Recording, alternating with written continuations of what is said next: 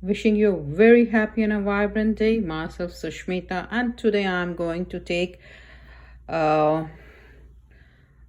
just a general talk on Parliament. What is Parliament? Why do we need a Parliament? And what are the roles of the Parliament? So if you like my channel, kindly subscribe for my channel and don't forget to press the bell icon. So let's start with the Parliament. See, the lessons I'm taking are with reference to NCERT, and I do refer Google and many other books also. And it is of the level of class 8, that is middle school, and they are good for quick revision for your competition exams. So let's start with Parliament. As I have already discussed with my previous chapters or in my previous YouTubes, the links are given in my comment box, in my description, sorry. So when we talk about it, I've already explained the Constitution of India. And when we talk about Constitution, we know that Constitution, it is legislative, executive, and judiciary. The legislative part makes the law. The executive part implements it. The law already made by the legislative are implemented by the executives, and the judiciary part, they see to it that law are enforced without any biased attitude or without any faults in it. So now we are clear with these three terms. Now, when we talk about Parliament, that is the legislative part of the Constitution. That is, they are the law-making people. Now, let us discuss how the Parliament is, or what is the Parliament. So let us come to a broader aspect of it. See, this is the total view of our Constitution, and when we talk about Parliament, let's just zoom it up. I request you all to kindly zoom it up, please. Yes, here it is. So Parliament consists of two houses. One is Rajya Sabha and the another is Lok Sabha. Now let's understand these two houses. These two houses makes the Parliament, or the Parliament has two houses, Rajya Sabha and Lok Sabha. So let's first discuss Rajya Sabha. So what is Rajya Sabha? Rajya Sabha is Council of States. The name is suggesting it is Council of States, and there are not more than 250 members. 12 are nominated by President, and not more than 238 representatives of the states and union territories. 238 plus 12 makes it 250. So total members are 250. Now let's take a closer look to Rajya Sabha. Rajya Sabha is also known as Upper House, or it is Council of States, or the Permanent House. It has maximum seats 250, as already said. 238 are seats are selected by states and union territories, and 12 members are nominated by President. So this is, we are not directly electing the members of Rajya Sabha. They are indirectly elected people. I'll be discussing indirectly elected people in my next of the YouTubes, and we are just considering that there are 238 seats from the states. From the states, every state has many constituencies and the number allotted. We'll discuss this later. And it is presided by the vice presidents, and the member are elected every 6 years. So Rajya Sabha के elections कितने या members कितने साल में change होते हैं? That is 6 years. Now let's come to Lok Sabha. As said, Lok Sabha, that is, it is House of People, and it does not have more than 545 members, and not more than 530 elected representatives of people, and 2 nominated Anglo-Indian representatives, and not more than 13 from the union territories. Now here we are electing people. We call MP, Member of Parliament. This is where we select our representatives and they represent us. This is the lower house. The upper house was Rajya Sabha. The lower house is Lok Sabha. Maximum strength is 552, 530 members from the state and 20 members from union territories. 2 members from Anglo-Indian, and it is presided by the Speaker. Members are elected for 5 years. So are we clear with the concept? Parliament has 2 houses. One is Rajya Sabha and one is Lok Sabha. Rajya Sabha is indirectly and for 6 years. Lok Sabha is direct representation of people, and it is for 5 years. Every 5 years we have the election.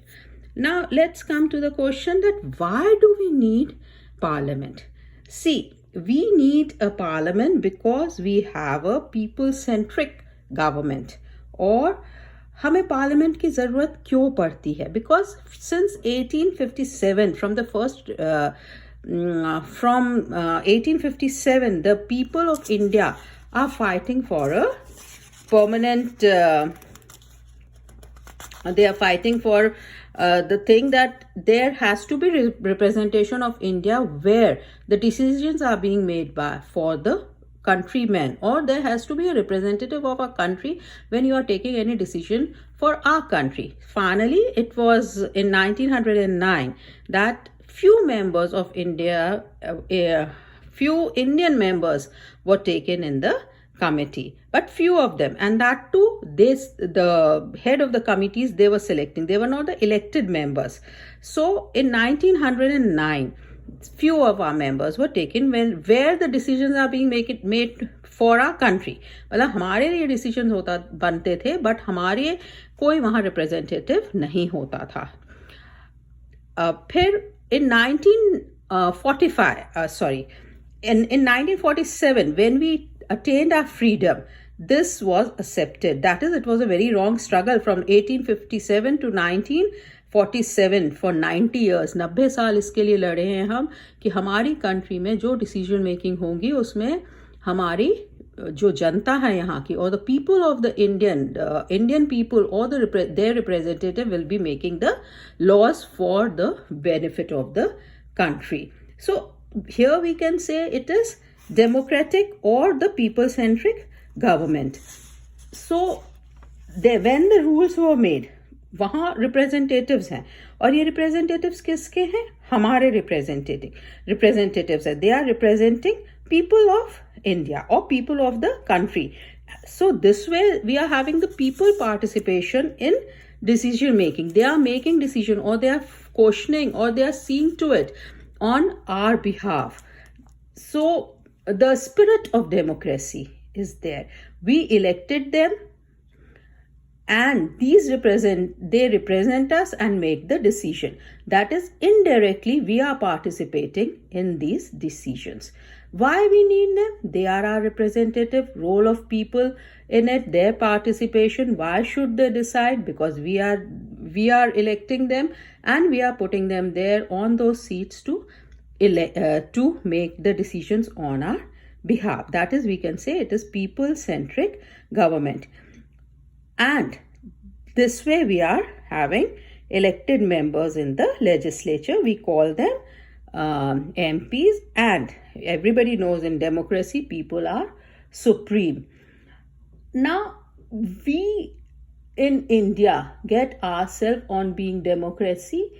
The idea of participation in decision making and the need for all democratic government to have the consent of their citizen.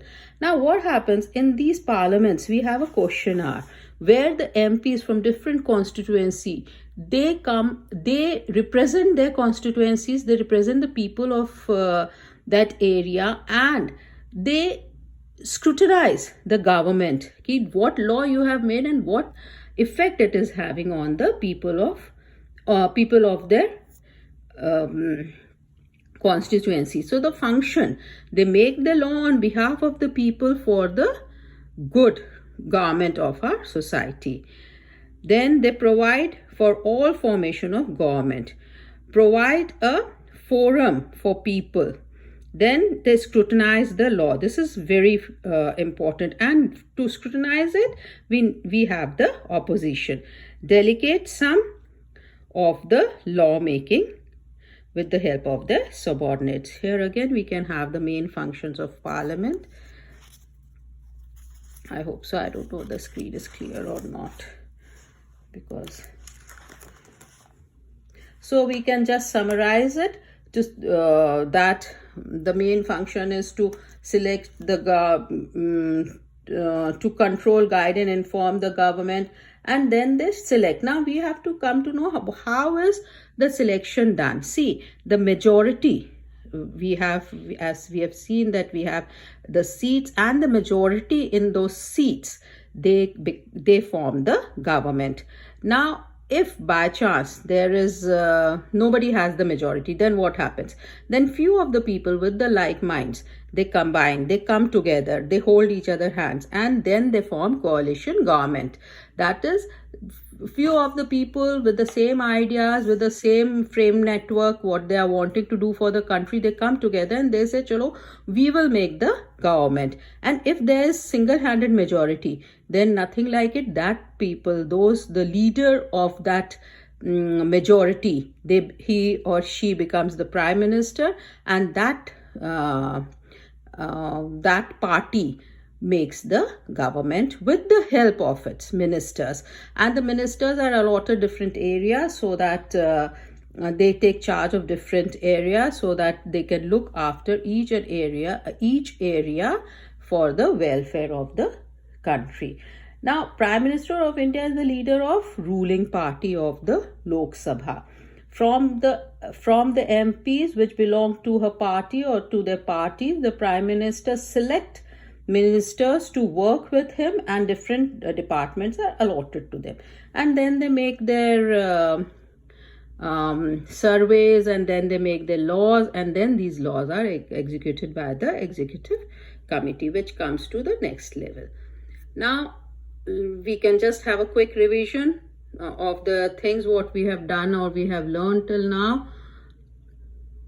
Hope so your understanding is 3 parts: legislative, executive, and then the judiciary. Then the legislative is parliament, 2 parts, 2 houses, Rajya Sabha, Lok Sabha, and then the executive and the judiciary. Executive and the judiciary has the Supreme Court and High Courts in the state level.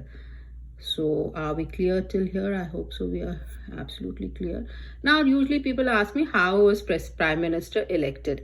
The Prime Minister is appointed by the President of India. However, the Prime Minister has to enjoy the confidence of the majority of Lok Sabha members, who are directly elected every 5 years, lest the Prime Minister shall resign. See, we have seen that the lawmaking is Lok Sabha, but this law has to be passed, or this bill has to be passed by the Rajya Sabha. If the bill is not passed by the Rajya Sabha, that is the upper house, then again it is given for a review or the revision, and then again the reviews are made, and again the law is amended. There's some amendment made in the laws, or the desired amendments are made, and then again it has to pass through the Rajya Sabha. So we understand that the lower house, they make the law, but the law has to be passed by both the houses. Then only we can have that as a law. So I'm sure you might be clear with the concept of it, and because people keep asking what is Prime Minister, or at the very low level they ask, I mean in the very low classes, ki Prime Minister kaise elect hota hai, Prime Minister kaise bante hai. So that's it. So this is about the center. See, we have a parliament at the center level, which works for the welfare of our country or welfare of the citizens of our country. With this, I would like to thank you, and wish you a very good day, and be proud of being Indian and citizen of this remarkable country. Thank you. Bye.